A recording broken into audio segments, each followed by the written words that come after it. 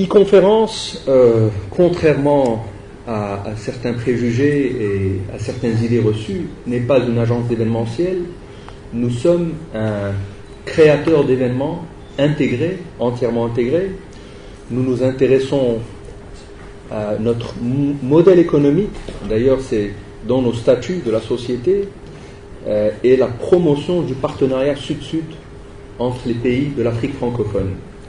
Lorsque j'ai créé cette société en 2006, j'ai imaginé à l'époque, c'était il y a déjà presque 8 ans, 9 ans, que l'Afrique, les pays de l'Afrique francophone avaient quelque chose à partager en commun, avaient quelque chose à se dire, et que moi-même, ayant participé à des forums, que ce soit à Genève, à Paris ou à Londres ou à New York, sur des forums sur l'Occident, BAL 2, BAL 3, les modèles de libéralisation de télécom en Europe, aux États-Unis ou en Asie, mais je me suis dit qu'il fallait un concept qui pourrait réunir les gens du Sud entre eux afin d'échanger sur les meilleures pratiques et leur permettre, parce que le Mali a peut-être une expérience intéressante à fournir au Burkina Faso, le Togo à la Mauritanie et ainsi de suite.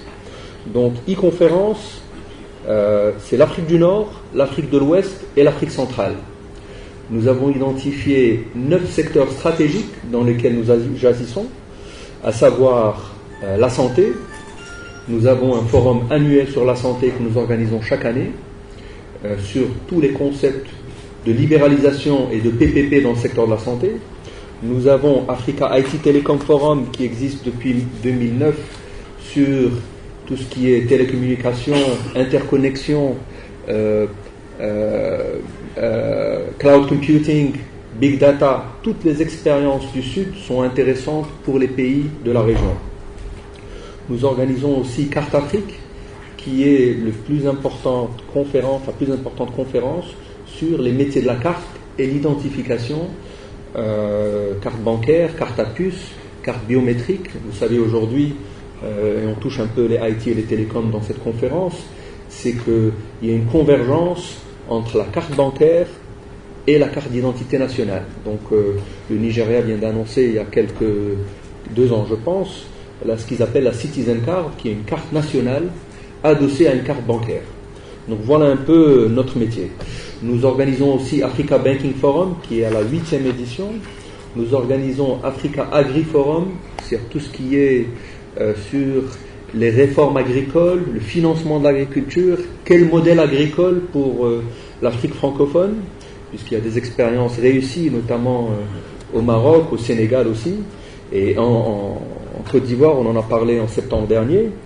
Nous organisons aussi le Forum africain des infrastructures sur tout ce qui est financement de projets d'infrastructures. Là, il y a de très très belles expériences en Côte d'Ivoire, au Sénégal, en moyen de PPP, au Maroc aussi. Et nous organisons aussi le Forum postal africain qui est sur toutes les réformes postales, puisque vous le savez aujourd'hui, la Poste connaît une révolution interne, une reconversion de son modèle économique, est en train de virer vers une banque, mais aussi, je dirais, une banque qui offre un service universel, puisqu'elle a cette proximité avec les milieux ruraux qui fait que un pays peut capter l'épargne publique en développant sa banque. Bref, ça c'est juste pour vous dire un peu quel est le concept de e-conférence et quelle est notre vocation. Notre vocation n'est pas d'organiser des conférences spot à Abidjan ou à Dakar, mais c'est d'accompagner une vision régionale sur le partenariat sud-sud.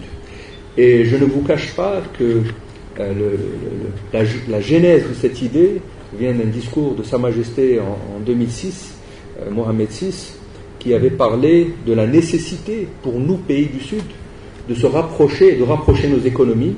Et c'est là où la lumière s'est allumée, et j'ai profité de ma connaissance macroéconomique, de mes réseaux en Afrique, pour créer e-conférence qui aujourd'hui a une dizaine d'années d'expérience.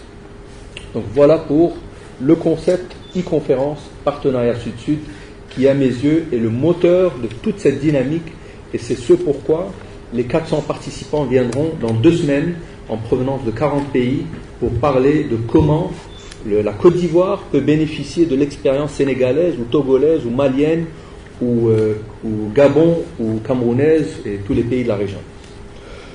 Alors nos événements, c'est 2 jours, c'est une trentaine d'intervenants, c'est essentiellement des représentants de l'administration publique, c'est aussi des représentants du secteur privé qui veulent rencontrer, donc c'est du B2B, qui veulent rencontrer leurs écosystèmes, hein, et qui viennent parler pendant 2 jours à travers des panels, des conférences, des débats très très pointus qui adressent les vrais sujets du secteur. Alors, par rapport au programme de nos conférences, chaque événement, notamment à ITF, nous créons ce qu'on appelle un comité scientifique qui est composé d'experts de la région. Dans le cas d'ITF, il y a l'ANSUT bien sûr, mais il y a aussi des gens de PricewaterhouseCoopers qui ont une très forte expertise dans les